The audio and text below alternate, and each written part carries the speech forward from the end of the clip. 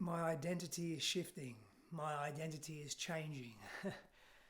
I'm about to be a father, and I guess I already am a father in many respects. And this little baby girl is about to blow my heart wide open and blow my mind wide open. And I can feel it. And as every day passes, as we're getting closer, and at the timing and filming of this video, we're anywhere from, I don't know, a day to 4 weeks away.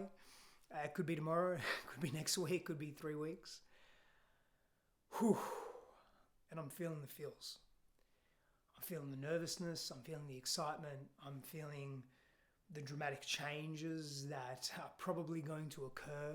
I'm feeling the stress of responsibility. Responsibility has been an interesting thing for me. I watched my father and my mother in different ways not really be responsible. And let me just say something to that as well. They were also very responsible. And I watched them not be responsible. And there's parts of me, not all of me, but parts of me that fear.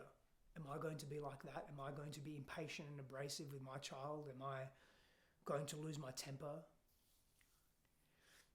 Am I going to do what was done to me? Am I going to be the parent that my parents were? And even though I know I've come a long way, very long way, and far removed from that truth,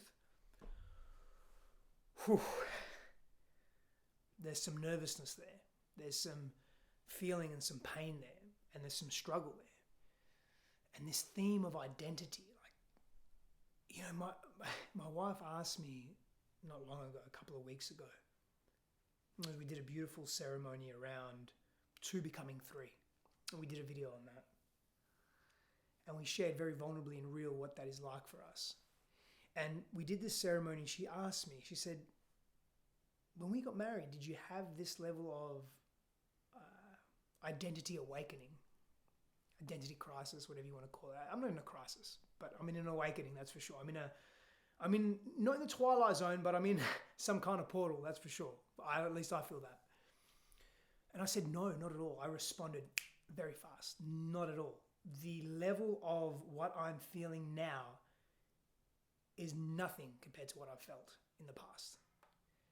But this identity about being a single man or being a man of independence and freedom, and I know it's connected to my parents. I know it's connected specifically, well, both actually, my father and my mother, because my mother would often say to us as children, if I wasn't married to your father, even though you're the best things that ever happened to me, I wouldn't be here. And that was very confusing as a child. And my father was never around. And when he was around, he was always angry, like he never wanted to be there. And so this sense of responsibility, I have an interesting relationship to it. And over the years, I've really deliberately observed that relationship, have been with that relationship, have played with that relationship, have indulged in that relationship. And it has evolved and improved. And this new level of responsibility, how is my life going to change now? To be completely transparent, my service in the world, my business in the world, my vocation in the world is expanding so rapidly. And it's so beautiful, and I'm so connected. This is why I'm here, and I shoot these videos, and I write content, and I create, and I'm writing my book, and that's being released September 20th in 2022. And you can pre-order, by the way. Links in the bio, all those good things. But I create, and the businesses, and the movements, and the men's movement, MPB, Empowered Brotherhood, an Elementum Coaching Institute, where we're training coaches to be just more profound human beings in the world. We're teaching what we've learned along our way. Myself, my wife, Lexi Panos, Preston Smiles. Will that be hindered? Will that change? I'm a father now. What does that mean?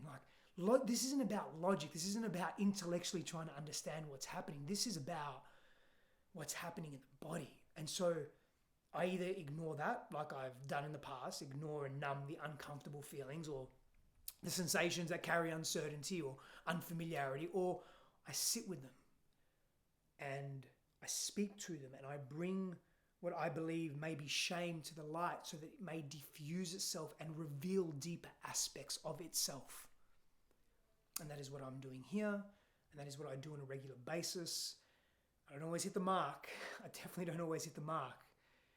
And I'm nervous and I'm scared.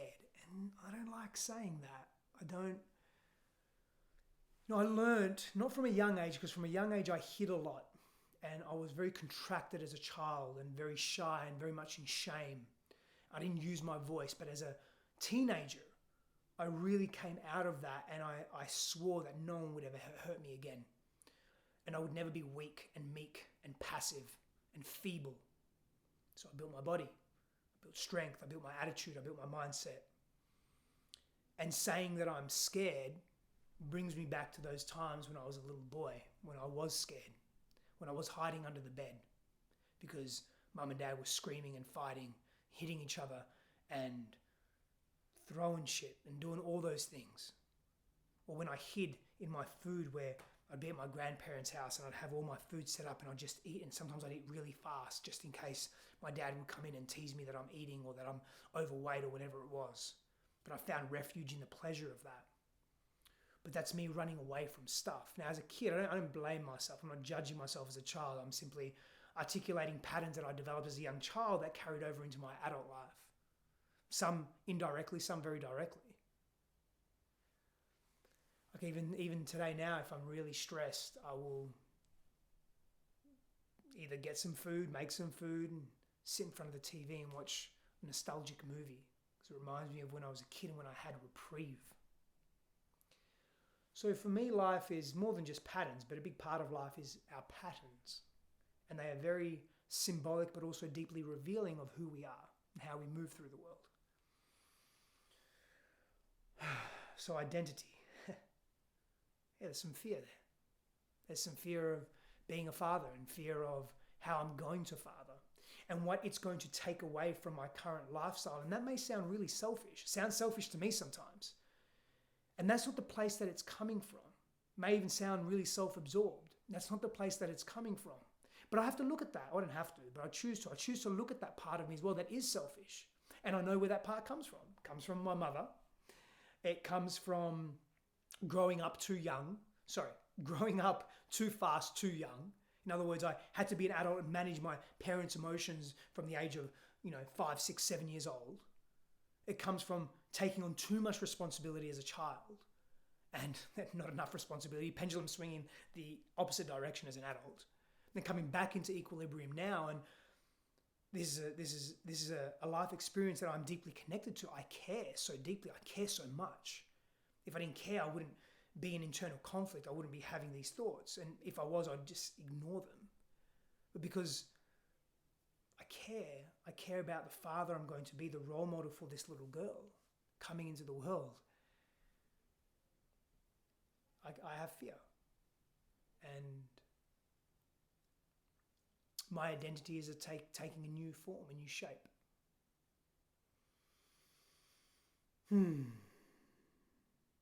Yeah.